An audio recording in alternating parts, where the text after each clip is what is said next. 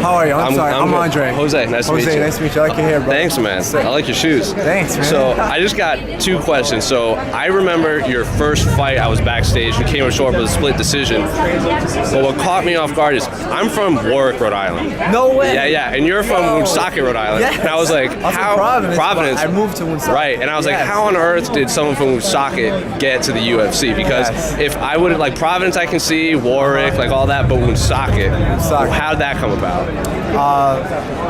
You know what? Woonsocket's a small town, and most of the people that live or grow up in Woonsocket or move away from Woonsocket usually end up going back to Woonsocket because it's cheap rent and it's just a small town. That small town mentality. But I also love that mentality too because I made some of my best friends in Woonsocket, and I'll tell you what, the whole Woonsocket, they support me, and I have the key to the city. Do you really? Yes. I have the key to the city, so I feel like that's a big responsibility for me as an individual, and I hope I'm changing the game up because I can show those kids in Woonsocket and show the people in Woonsocket that work hard, man. 9 to 5, 10 to 10.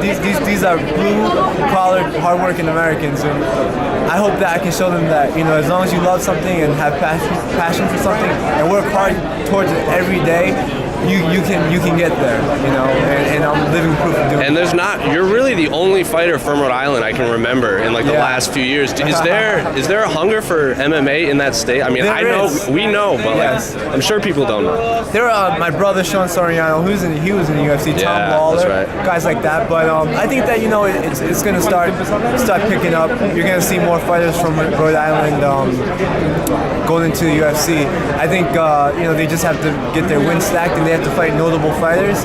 That was the difference with me. I didn't care who I fought. I wanted to fight the best in the regional circuit, in the national circuit. I didn't care, and that's why I got out of Rhode Island MMA because I wasn't afraid to fight anybody. Has the local, not just sports media, but just like NBC 10, like all those, has the news picked you up at all, or are you still kind of flying under the radar even in Rhode Island? I'm huge in Rhode Island. Whenever I fight and I'm in Rhode Island, it's like the Super Bowl. Right. It's like the Patriots are playing. Like everybody's in their house, everybody's posting about me. I read my notifications. It's like 3,000 notifications of people tagging me. So I love my home state, Rhode Island. I have so much support there, and I'm going to bring the UFC back there. Is that a goal for you? That's a goal because bring it to the dunk? It's a big MMA community over there. A lot of MMA fans, and I used to sell out the casino there. Yeah. And I guarantee you, I can sell out the arena there. So is your goal to main event?